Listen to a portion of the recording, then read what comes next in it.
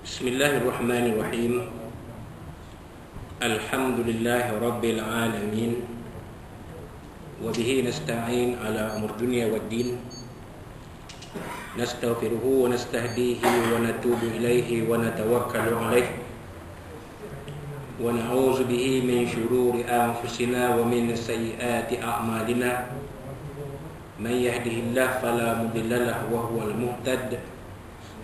وَمَا يُضْلِلْ فَلَنْ تَجِدَ لَهُ وَلِيًّا مُرْشِدًا وَلَا هَادِيَ لَهُ أَشْهَدُ أَنْ لَا إِلَهَ إِلَّا اللَّهُ وَحْدَهُ لَا شَرِيكَ لَهُ وَأَشْهَدُ أَنَّ سَيِّدَنَا مُحَمَّدًا عَبْدُهُ وَرَسُولُهُ اللهم صل وسلم وبارك على هذا النبي الكريم سيدنا وحبيبنا وشفيعنا وزورنا ومولانا محمد المصطفى وعلى آله وصحبه ومن دعا بدعوته وتمسك بسنته وجاهد في سبيل الله إلى يوم الدين رب اشرح لي صدري ويسر لي أمري واحلل عقدة من لساني يفقهوا قولي سبحانك لا علم لنا إلا ما علمتنا إنك أنت العليم الحكيم ولا حول ولا قوة إلا بالله العلي العظيم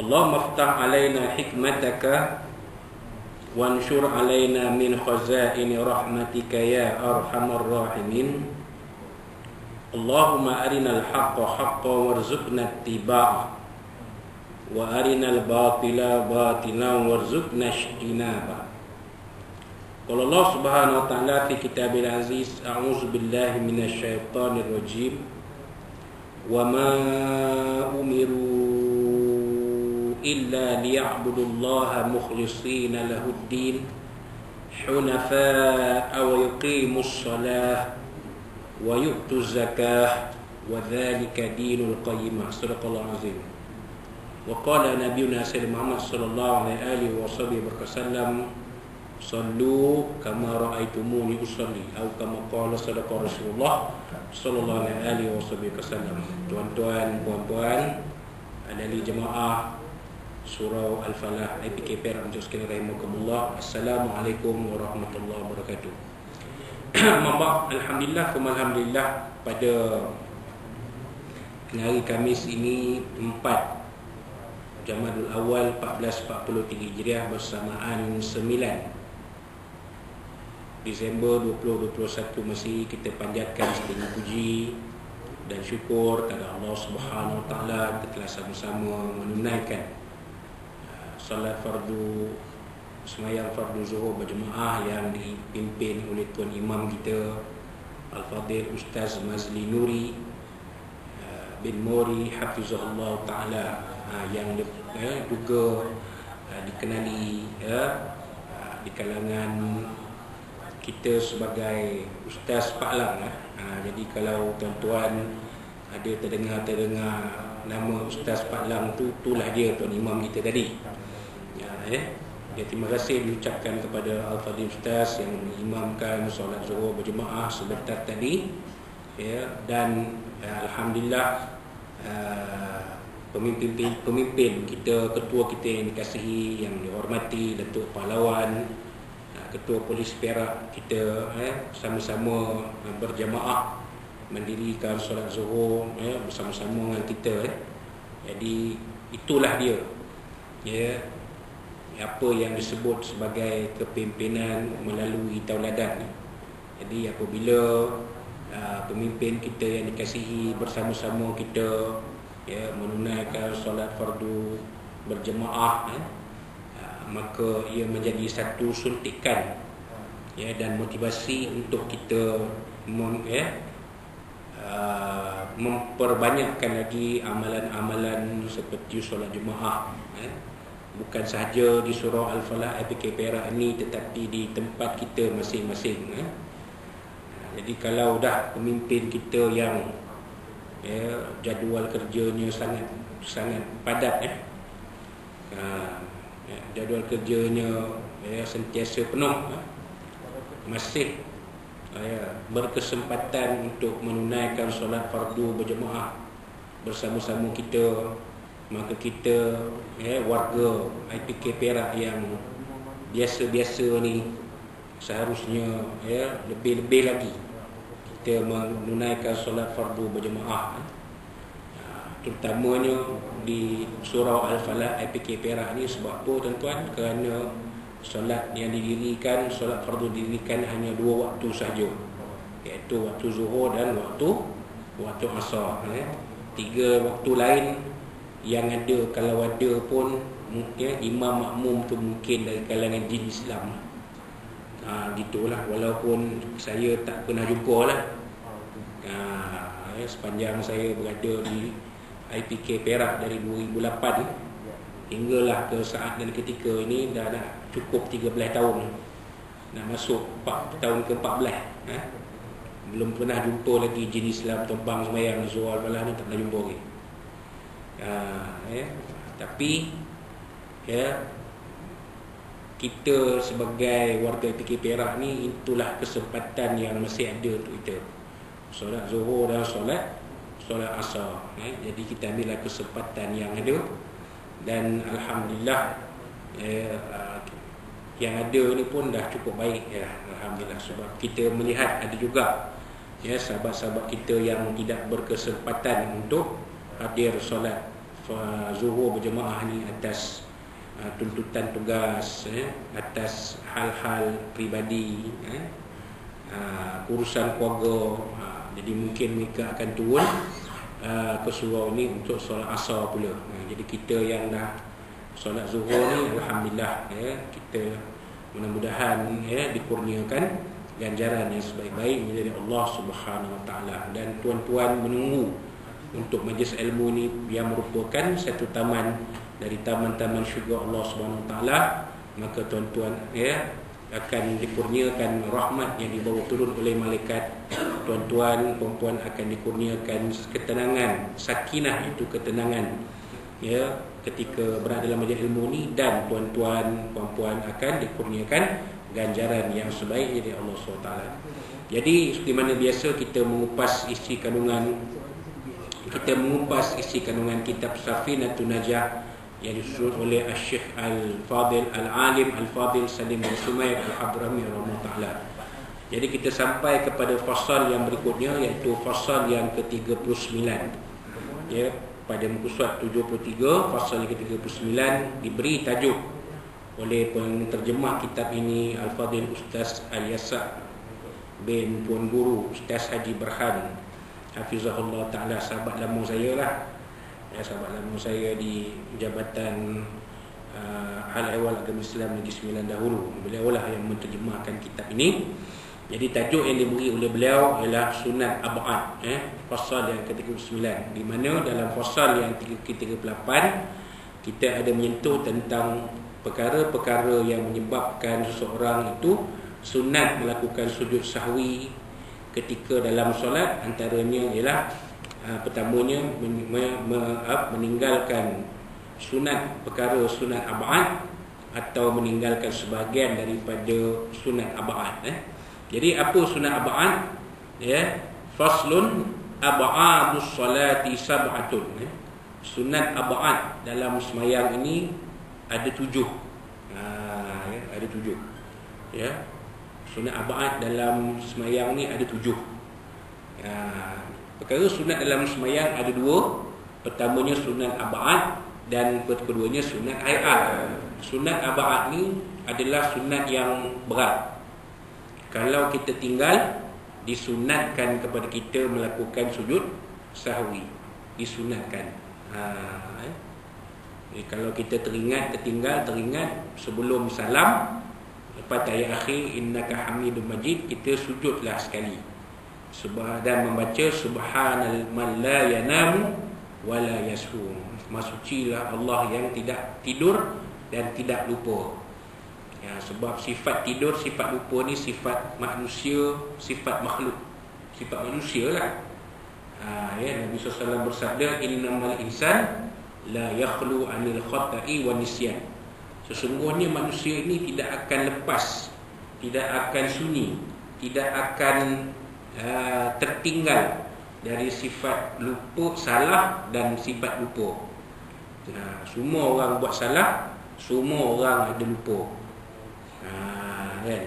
Kadang-kadang makan pun lupa. Dia kerana kerja lupa makan. Kan? Terlupa makan dah petang. Aku lupa nak makan pagi tadi. Dia masuk kerja, terus masuk kerja. Kerja sampai petang baru teringat. Tak makan dari pagi tadi. Bila tak makan dari pagi tadi, automatiklah dah boleh puasa sunat. Lagi-lagi kalau hari Khamis, hari Isnin, hari Khamis, hari yang disunatkan berpuasa. Jadi lupa. Lupa. Tadi lupalah. Kan? Jadi manusia ni dia ada sifat lupa. Semayang pun boleh lupa. Macam mana boleh lupa? 3 ke 4 rakaat. Alamak. Bukan kata semayang seorang, semayang jemaah pun kadang-kadang tu imam sosek. Kata orang kampung saya lah. Kata orang kampung saya payah. Tuan imam pun sosek. Kata 3 ke 4 ni. Dan 3 ke 4. Alamak. Jadi kaedah dia ada. Ambil 3 sebelum salam. 3 sebelum salam kita sujud sahwi. Disunatkan subhanallahi la yanamu wala yashu. Disunatkan. Kalau kita jadi imam, kalaulah kita rasa sujud sahwi itu menjadi asbab adanya keraguan pada para jemaah, tak payahlah buat sujud sahwi tu. Teruslah kan, bagi salam terus ya. Tapi orang tahu dah pasal makmum akan tegur subhanallah. Imam naik, rupanya patutnya tahiyat akhir. Lepas sujud dia naik terus. Makmum dah seru dah subhanallah dah. Imam pun naik tak jadi, dia turun balik. Duduk tahiyat akhir sampai habis. Lepas tu perlu ke adakah boleh ditinggalkan sujud sahwi? Boleh. Pasal sunat je. Kena buat pun boleh. Buat. Cumanya kalau rasa jemaah belakang tu bertanya-tanya nanti lebih tak buat pun tak apa. Orang tahu dah. Makmum belakang tahu dah tu imam ni silap, terlupa. Subhanallah, dia turun balik. Kalau subhanallah tak turun, dia turun naik berdiri elok je. Kita dah 3 subhanallah, dia tetap tak turun juga. Apa perlu kita buat? Mufaraqah. Tahiyat akhir salam sendiri. Jadi sembahyang kita sah, tak batal. Sembahyang siapa yang batal? Sembahyang tu imam lah yang batal. Sembahyang tu imam yang batal, bukan sembahyang kita. Tapi kalau kita tak mufaraqah, kita ikut juga imam, maka sembahyang imam batal, sembahyang kita pun batal. Sebab menambah rakaat. Itu cerita tentang sunat abad tadi. Sunat hayat, sunat yang diperkara sunat dalam sembahyang yang ditinggalkan tidak jadi apa-apa. Tak sunat sujud sahwi. Contoh takbir berpindah rukun. Itu sunat hayat. Mengangkat tangan ketika takbir berpindah rukun, itu sunat hayat. Kan? Salam yang kedua sunat hayat. Salam kedua, salam ke kiri tu sunat hayat. Banyak sunat hayat ni banyak. Banyak sunat hayat ni. InsyaAllah akan dibicarakan nanti. Tapi kita nak bicara tentang sunat abad ni. Yang 7. Ada 7 semuanya. Yang pertama at-tasyahhudul awal. Tahiyat awal. Tasyahud awal. Waktu rakaat kedua tu. Itu sunat ba'd. At-tahiyatul mubarakatus salawatut thayyibatu lillah. Kan? Assalamualaikum ayuhan nabiy wa rahmatullahi wa barakatuh. Assalamu alayna wa ala ibadillahis salihin. Asyhadu an la ilaha illallah wa asyhadu anna Muhammadar Rasulullah. Itu tahiyat awal rakaat kedua. Jadi tahiyat awal hanya ada tahiyat awal ada pada semua solat kecuali solat subuh. Zuhur, Asar, Maghrib, Isyak semua ada tahiyat awal atau tasyahud awal. Kemudian yang keduanya wa qu'uduhu, dan duduk untuk tasyahud awal. Duduk itu pun sunat abad juga. Dia diasingkan. Dia diasingkan ya. Duduk tu pun sunat, tahiyat pun sunat abad ya. Kalau duduk saja tak baca tahiyat awal, duduk saja tahiyat awal tapi tak baca tahiyat awal, maka tertinggallah satu sunat. Kan? Itu yang kedua. Yang ketiga, wassalatu ala nabi sallallahu alaihi wasallam fihi, dan selawat ke atas Nabi dalam tahiyat awal. Jadi asyhadu an la ilaha illallah wa asyhadu anna muhammadar rasulullah. Itu tahiyat awal. Allahumma shalli ala sayyidina Muhammad wa ala ali sayyidina Muhammad. Yang itu tasyahud, itu selawat Nabi ya. Tahiyat awal. Itu dia. Itu sunat. Kalau tinggal itu, mana meninggalkan satu sunat abad. Kita baca sampai wa asyhadu anna muhammadar rasulullah, selawat Nabi tak ada, Allahumma shalli ala sayyidina Muhammad tak ada. Maka apa yang berlaku, tinggallah satu sunat abad. Jadi sunatlah diadakan sujud sahwi kalau tertinggal itu. Kemudian wassalatu ala al-ali fi tasyahudil akhir. Tahiyat akhir, Allahumma shalli ala sayyidina Muhammad wa ala ali sayyidina Muhammad, atau wa ala ali Muhammad. Tinggal yang ni, tahiyat akhir tinggal yang ni. Allahumma shalli ala Muhammad wa tu fil alamin innaka hamidum majid. Apa berlaku? Tinggal satu sunat abad. Tapi kita dah tahiyat akhir ni kita baca habis semua. Kan, sampai innaka hamidum majid, sempurna tahiyat akhir dah. Kan, jaranglah kita baca sampai ya asyhadu an la ilaha illallah wa asyhadu anna muhammadar rasulullah, Allahumma shalli ala sayyidina Muhammad, Allahumma shalli ala Muhammad, Allahumma shalli ala sayyidina Muhammad. Dekat tua. Tahiyat awal mungkin, tahiyat akhir kita tak tahu tu, kita baca habis semua. Allahumma shalli ala Muhammad wa ala ali Muhammad kama shallaita ala Ibrahim wa ala ali Ibrahim wa barik ala Muhammad wa ala ali Muhammad kama barakta ala Ibrahim wa ala ali Ibrahim fil alamin innaka hamidum majid. Itu dia. Tahiyat akhir sempurna dia, habis semua. Jaranglah yang keras sampai selawat Nabi tak ada. Tapi perlu juga disebut. Kalau ditinggalkan wa ala ali Muhammad, maka itu pun dikira meninggalkan sunat abad. Itu yang keempat. Yang kelima, wal kunutu, dan membaca kunut. Membaca kunut. Allahumma hdini fi man hadait wa afini fi man afait wa tawallani fi man tawallait wa barik li fi ma atait wa qini bi rahmatika syarra ma qadait. Sampai habis. Itu kunut. Iaitu kelima. Yang keenam, wa qiyamuhu ataupun wal qiyamu fil qunuti. Berdiri ketika membaca doa kunut, itu pun sunat juga. Kan? Maknanya kalau orang tu berdiri tapi tak baca kunut, maka apa tuan-tuan? Maka tak sempurnalah doa kunutnya. Tak sempurnalah sunat abad. Tinggal satu sunat abad. Apa sunat abad tinggalkan? Kunut tu lah. Berdiri kunut, dah berdiri lah, tapi tak baca doa kunut. Tu kalau kita semayang seorang. Kalau kita semayang berseorangan, ya, maka itulah keadaannya. Kalau kita jadi makmum, macam mana? Allahumma hdina fi man hadait, amin, wa afina fi man afait, amin, wa tawallana fi man tawallait, amin, wa barik lana fi ma atait, amin, wa qina bi rahmatika syarra ma qadait, amin. Kita aminkan doa dalam kunut tu.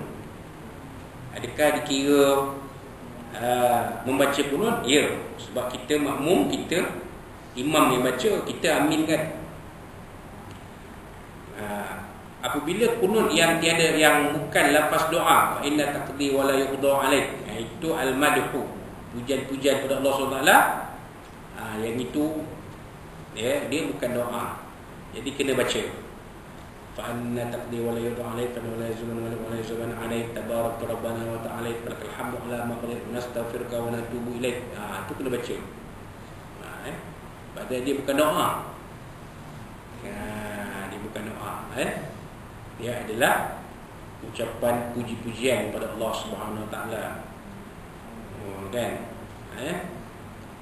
Baik. Kemudian yang ke berapa? Yang ke-7, wassalatu wassalamu ala nabiy sallallahu alaihi wasallam wa alihi wa sahbihi fihi itu apa? Fil qunut. Wa sallallahu alaihi wasallam Muhammad wa ala alihi wa sahbihi baraka wasallam. Itu dia. Sallallahu alaihi wasallam kunut.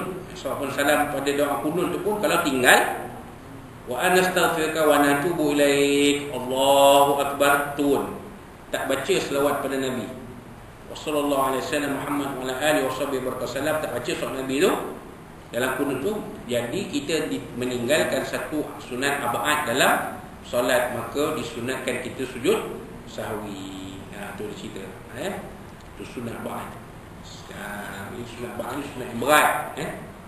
Sunat yang berat untuk bukan berat untuk dikerjakan, berat untuk seorang itu mengerjakannya. Sunat yang kalau kata berat tu, jadi berat tu berat kita nak buat tu tak ada buatlah. Maksudnya kuat, sunat yang kuat untuk seorang Muslim itu melakukannya dalam solat.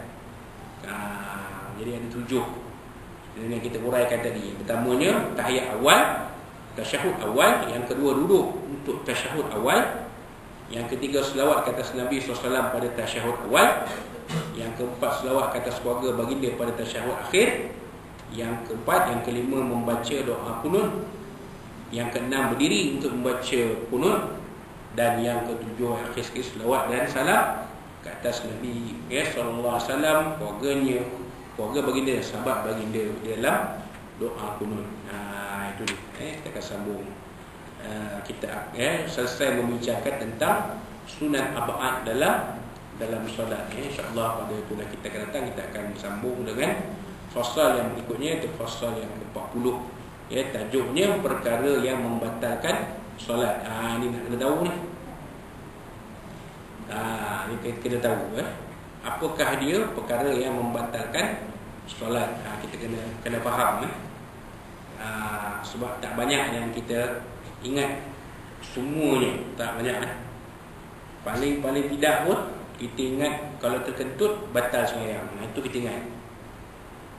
Terkentut batal sembahyang. Tengah-tengah sembahyang keluar bom. Sembahyang kita dah batal, berhenti lah, ambil wuduk, mula balik daripada awal. Itu dia. Itu perkara yang membatalkan solat. Ada lagi perkara-perkara yang membatalkan solat yang disusun oleh penyusun kitab ini rahimahullah ta'ala. Kita akan bincangkan fasal ke-40 ni pada kuliah yang akan datang. Izin Allah SWT kita bertemu pada kuliah yang disebutkan tadi. Jadi itulah dia sebanyak kita boleh kongsikan pada hari ini. Yang baik dari Allah SWT, yang kurang tu daripada kita semua. Wallahualam, dan kita tangguh kuliah kita dengan lepas mula. Bila hidayah taufiq. Wassalamualaikum warahmatullahi wabarakatuh.